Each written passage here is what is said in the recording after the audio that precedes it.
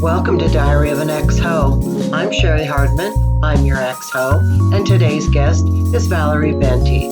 So sit back, enjoy the episode, and remember the old saying, always a bridesmaid when you're a hoe. Hi, I'm Valerie. I use she, they pronouns. Where I'm from is a tricky question, but I usually say I'm from Belgium because I spent most of my youth growing up there.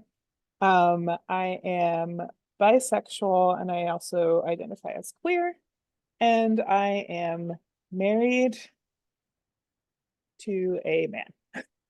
Okay. And where do you live now? Are you Seattle? I live in Seattle now. Yeah. All right. All right. Well, great. Hi. First thing we're going to do is I'm just going to ask you. Well, no, the first thing we're going to do Marry, Shag, Kill. We'll do that first. So Okay. I always try to cater it to the person. So we have a Belgium version. Let me find it. Where did I don't want to go to my Facebook. I try to not do that just in case there's something shown. It's just Naren. Who cares? Come on, Marry, Shag, Kill. You can do it. Ta-da! All right, so you are going to marry one, you are going to shag one, you are going to kill one. All of these people come from Belgium. So we have Really? Johnny Galecki, yeah, Okay. Laura Fabian, and how do you say his name? Stromae? Stromae. Yeah. So there I you go. don't I don't know if I know Lara. Huh. She is, if I remember, she's also a singer, like, uh, I read about her and she seemed famous enough that I thought you might know her. Okay. But we'll just go by her looks, I guess, right? I mean, I will definitely marry Stromae because Stromae is amazing, and I think I'd have a good time. Like they're really into fashion and choreography and dancing, and I Uh-huh. like their music. Okay. So I could have some more music for the All rest right. of my life. Let me do this. She's a singer-songwriter. She sold over 12 million records, one of the best-selling Belgian artists of all time. Oh wow. And I don't know Um, who. let's just hang on just for a second. We'll see. Oh, I can't play music. I was just going to see what she sounded like, but never mind. I don't want any copyright infringement. So, okay. So you're going to marry him. What about these other two? I'll probably shag Lara and kill Johnny. All right. Yeah. Bye-bye, Johnny. Sorry, Johnny. Somebody's got to go. All right. When it comes to sex, would you rather watch or be watched? Hmm. And like watch like being in the room or more of a video recording type situation. I'm figuring more of a you're in the same room. Hmm.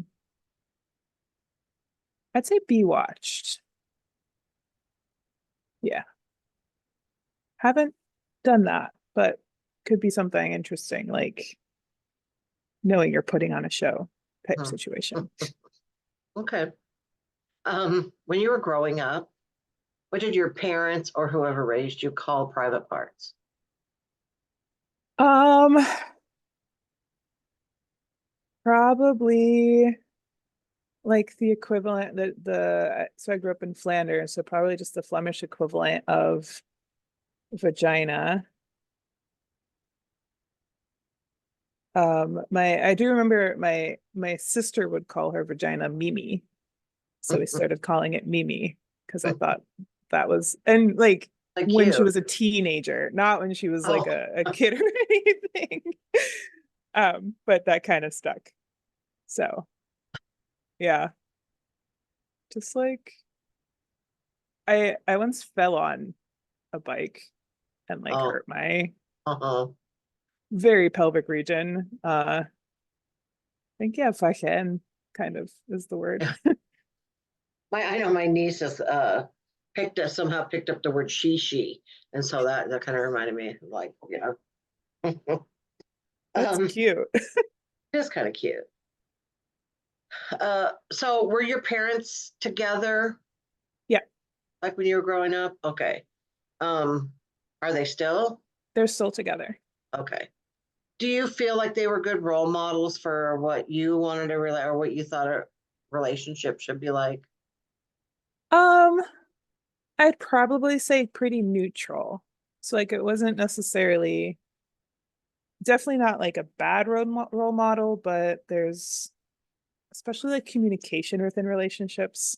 I don't know if they also like modeled particularly well, but that's also something I'm just learning a lot now Right. that I'm an Right. adult.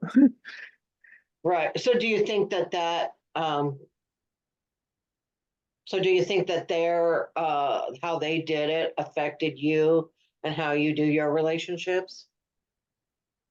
Probably a little bit. Like I think they had a lot of their conversations like behind closed doors and it wasn't very open. And what we'd hear would be Mhm. because they were shouting, which wasn't that often, but Right. like Right. yeah, if you heard anything modeled, it would be like a fight.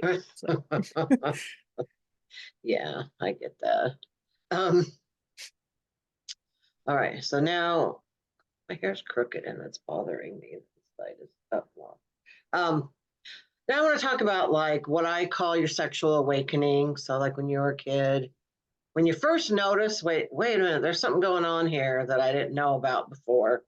Whether it was something that you observed or someone told you or just changes you noticed in your body.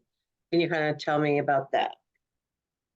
um like the thing that jumps to mind is that at some point having a pillow between my legs just started feeling a little different and it started feeling kind of nice. Mhm. And yeah, definitely was like a pillow humper teenager. You should meet my dog. We have a lot in common, I'm sure. uh, did anybody like ever, did you tell anyone? Did anyone ever see you? Did you ever, I hope not. If anyone did, they never mentioned it to me. uh, And I this is probably the first time I've ever said that out loud either. So, really?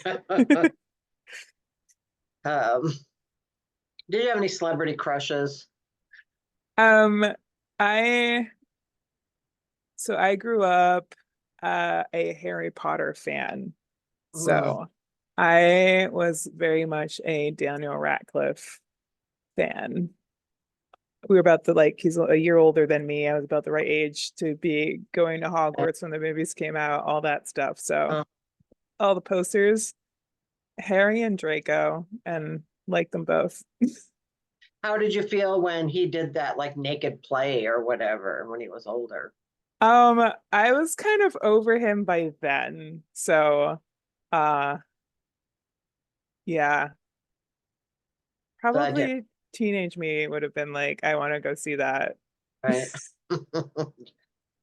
um, do you know of any, or can you tell me of any like mainstream movies? I mean, whether it was Harry Potter or something else that had like a love scene that you, and not even necessarily when you were a kid, that you always kind of go back to or remember or thought was particularly hot. Um, I don't know if it's very well known, but there's a British TV show called Misfits. And it's kind of like it's like the show Heroes. They're like they get superpowers, but they're also in juvie. Mhm. Um, and there's a scene where one character goes down on another character, and I would watch that on loop. Oh, It stuck with me. uh-huh. It was a very good scene. Uh, do you watch porn? A little bit. Um, I really enjoy Hump, and when things all shut down, Hump became like a remote What thing. is Hump Festival is a amateur porn festival. Oh, Dan Savage, the podcaster, mhm, yeah. organizes it, and usually it goes on tour, and you can like go and sit in a theater and watch, and they're all like about 5 minutes long.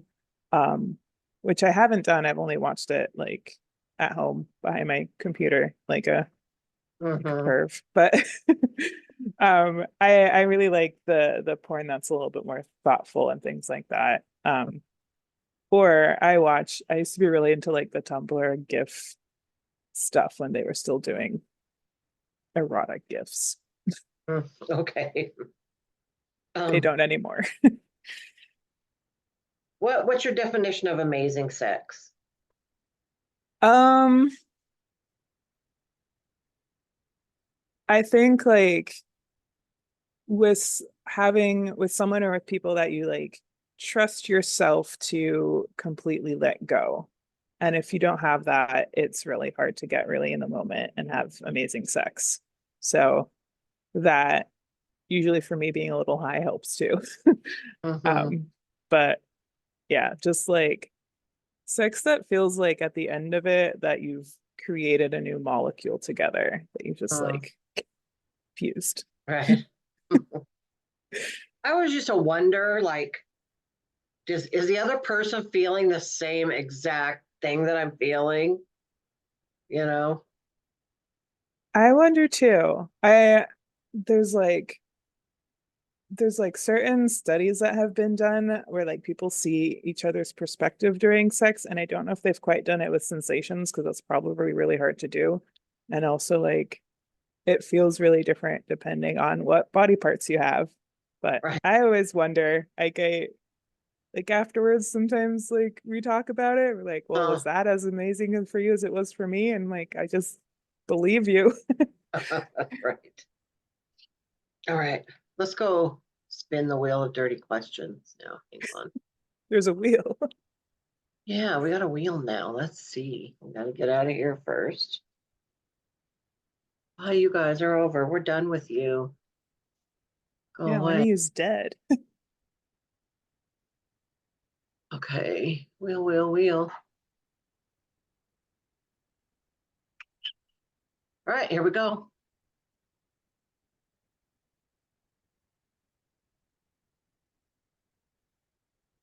What is your favorite sexual position? This is gonna sound really lame, but like missionary, um, I feel like it's very intimate Hmm. and uh we can kind of just like look each other in the face. No, I think it's highly underrated also. Yeah, people make fun of it, and I don't think it's Uh, fair. There's a reason why people still love it, right? right. I mean, you can kiss. I mean, you can change your pelvis to different angles to get different sensations. You can put your Exactly. knees up. I mean, it all counts. Yeah. It's not my favorite, but I get why that is. Where am I? How's your body image?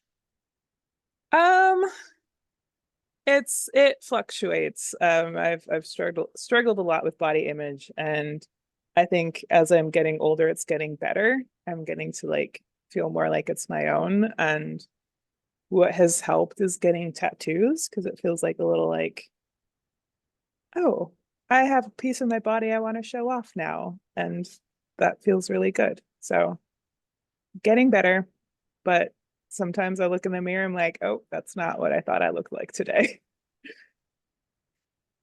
What's the best compliment you've ever gotten on your naked body? Oh, um, I can't think of like I'm sure I've been complimented on my naked body. I remember one time someone said that he was happy that I had a like had pubic hair because it made me feel more like an adult. And I think this was like in a time when a lot of people went full nude Hmm. and I just didn't because I wasn't paying attention to what other people were doing. And apparently he liked that. I was like, okay, Well, cool. do you have any sexual regrets? Mm, there are definitely people I regret having sex with again. So Having sex with again or having sex with? again, I hooked up with an ex multiple times after we Oh, broke up, and it was not pretty. yeah, that's never smart. Nope. I would say, well, if it didn't work the first time, it's not going to work the second time. Yep. I'm sure there's like exceptions to the rule, but in general, then they could just push your fucking buttons all over again, you know? Yep. Exactly. You end up crying. Do you have a sexual bucket list of like anything you want to try that you haven't tried yet? Um, so I do identify as bisexual, but I've never actually slept with someone who does not have a penis. And that's definitely on my bucket list, kind of exploring that side of my sexuality a little bit more. Hmm. Um, How's your husband with that idea? um, we are talking about it. He's definitely like expressed that he's open to me exploring that, but I'm also like quite monogamous minded at the moment and very happy with that. So not sure how the exploration will happen, but it Right. is on my bucket list. I understand that completely. Um, what's your host song? When you hear it, it just brings out your host spirit. um, it's a Dutch song, but it translates to I feel sexy when I dance. And it is a song where I feel like I can dance very silly to, but it Mhm, makes me feel sexy too. And mhm. like I just like wide stance with my legs and thrust.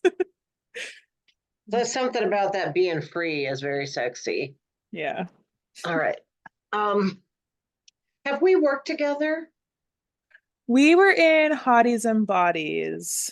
I thought Um, so, but we didn't. We didn't. Yeah. Where were you on the lineup? Were you like first or second? I want to say it was like in the middle. I the comedy's a lot of ukulele songs. Um, Oh, got you. You were the so ukulele lady. I'm the ukulele lady. Okay. Now I remember for sure. Um, that was a fun show. That was really fun. Mm-hmm. Totally fun. Uh, okay. So this is gonna come out not this week, not next week, but the week after. So the whatever date that will be. Maybe like Be June already. 28th or something, right around there. Do Okay. you have anything you want to promote during that time? Yeah, there's another Hotties and Bodies happening May 30th that I'm gonna be in again. And so Hotties and Bodies is uh comedy, music, because I'm there, and pole dancing and burlesque. And I am trying to figure out how to incorporate a bit of a strip into my comedy act. So I'm super excited for it. Okay, cool. um, what's your Instagram? It is Valerie_Benti, Benti. Okay. And is that how you say your last name? Because I know you've got a longer last name. So what do you go by? I go by Valerie Benti for comedy and Valerie Bentivania in general. Uh, Got it. yeah. All right. Now, I didn't warn you about this specifically because I forgot, but now's the point where I ask you to tell me a story about sex. It can be embarrassing, funny, serious. I don't care. I'm just going to sit here and I'm going to let you talk. Okay. Um, Actually, this is a story about the person who told me he enjoyed that I had some pubic hair. I in college was part of a college orchestra, and there was a trombone player who, um, well, trombone players, they have very good lips, I learned later, who I ended up hooking up with. Just the once, but it was a very, very fun night. And I remember it was after a concert. We went to his place. He lived at his aunt's house, which had an elevator. So I just like remember making out in the elevator and not considering that there might be a camera in there or Oh, something. right. And just having a very fun night in his room. And the next day we were gonna go on a bus for another concert. And um actually like I was gonna go home. My parents were gonna come by, so I was like in a rush. Um, the thing is, when we were having sex, we lost the condom. And I actually realize this happens quite often, where like the condom just kind of, who knows where it went. I know where it went the day after because I was very sleepy, went home, was like trying to make sure that I was presentable for my parents, and I went to the bathroom and I realized the condom was in the bathroom. It must have just still been in my vagina. Mm. Um, and then I think I got through just meeting up with my parents, but I remember I then went on the bus and I had like my knees were both like completely like rug burned open and I had a giant hickey on my neck and I was just like, oh my gosh, everyone knows what we just did last night. And everyone did know because they were all like very giggly about it.